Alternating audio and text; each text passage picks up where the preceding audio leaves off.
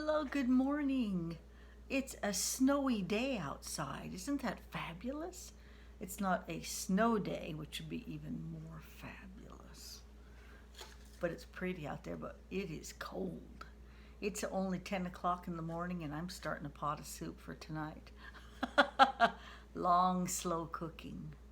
How's everybody? Let's check in with our team here.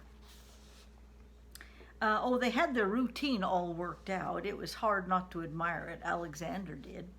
But I needed to know more if I was to break up this act, which I meant to do, before the professor and her caused more mischief. Sybil needed to be no match for me. She had no more superpowers than a hand-fed calf. Still, I had unanswered questions. She was reluctant to give away all her trade secrets, so I appealed to her pride. There would be time later for threats outright.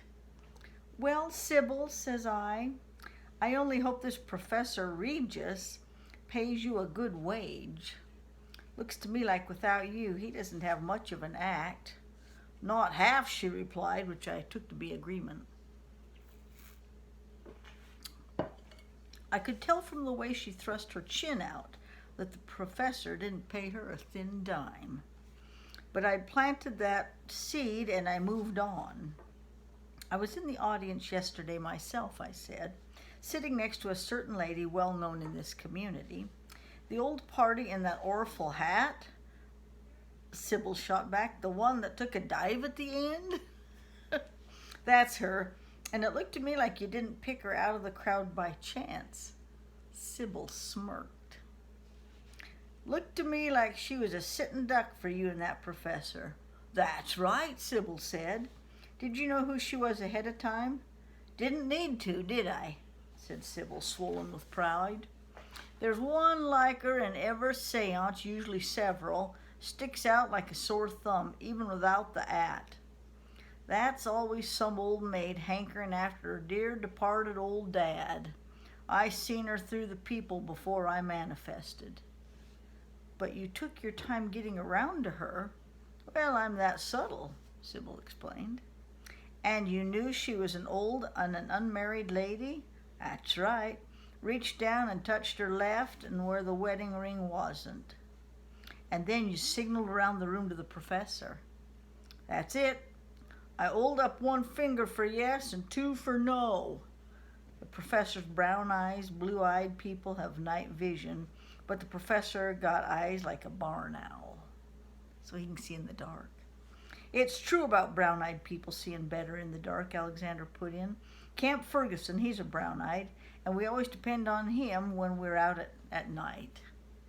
I waited through this interruption, and then I said, what makes you so sure she has some valuable object on her, Sybil? In this business, she said, you can tell what people are worth in a glance.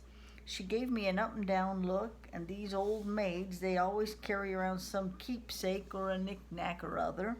We take it in cash money, too. There's several ways of working things. How true, I thought to myself. Well, that about tells the tale, I said carefully, except for that nonsense about the table wrapping. Oh, that's the professor's own invention. And ease that vein of it. There's a clapper under the table, and it works on a black thread running to the professor's knee. Then at the end of the seance, he walks away from the table, and the thread breaks. And Bob's your uncle. It was time to wind this up with Sybil. She was still halfway agreeable.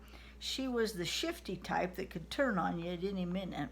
Still, for reasons of my own, I needed to know a few personal things about her. Say, Sybil, you talk funny. Are you foreign? What's that to you?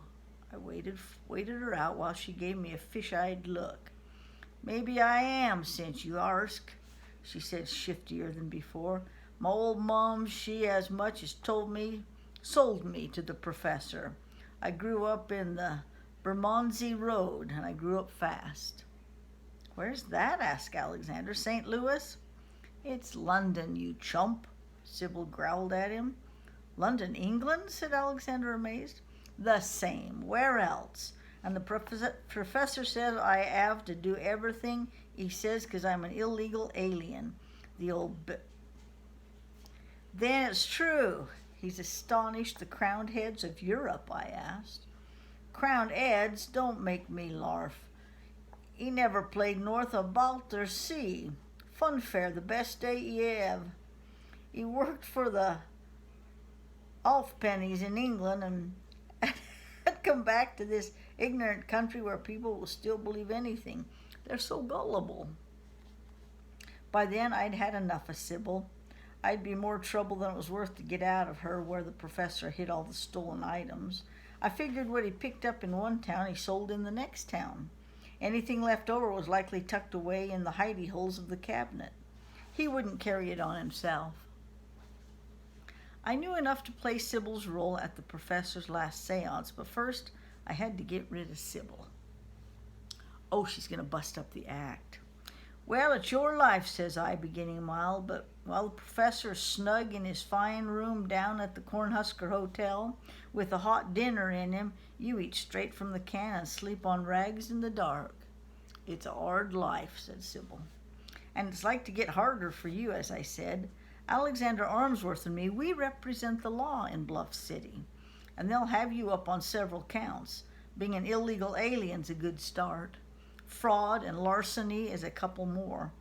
Maybe nobody will testify against the professor out of shame at being bilked, but that won't keep the county court from putting you away.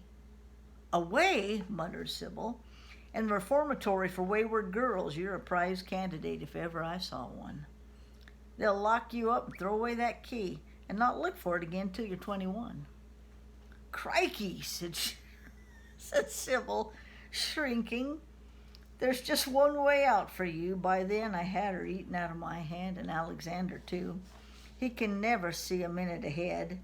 You got any money? I know where some is. Sybil's eyes slewed over to the cabinet wall. Take what cash you can find and leave everything else, including them drapings. Clear out before daybreak. It's your only chance. Otherwise, you'll be looking through bars with a number around your neck. Crikey, breathed Sybil again. What if the professor catches me? He'll have me head. Another good reason for getting an early start, said I. I don't know, whined Sybil. Run for your life. There's a milk train through here at 5 o'clock.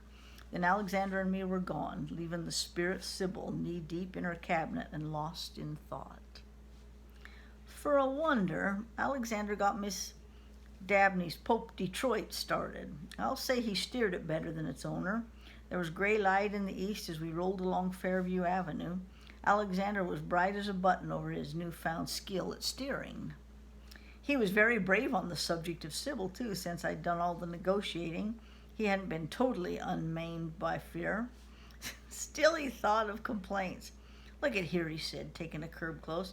It's nearly daylight. How am I going to stay awake at school?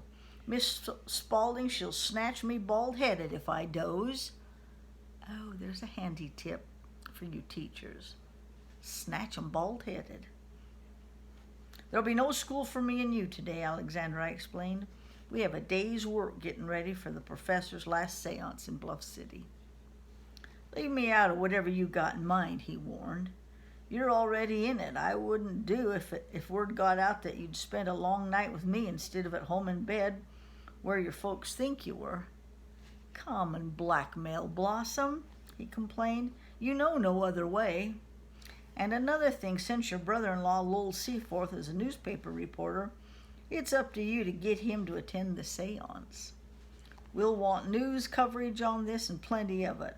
I have no doubt Seaforth is always looking for a good story. And if he's anything like most cub reporters, he never knows where to find one.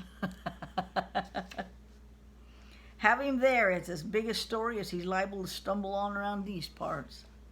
I don't see how there'll be a seance at all without Sybil, Alexander said. Crikey, said I in a hollow foreign voice. There'll be a Sybil there, all right. Oh, she's going to take her place? Is that what you think? Yeah. Oh, it's a beautiful snowy Wednesday. You're all home today. You have work to do, and I know that. But when you need a break, you listen to a story and relax and drink a pop. It's good for you. All right, take care of yourselves. A nice warm cup of soup and noodles would be good. All right, I'll see you later. Bye.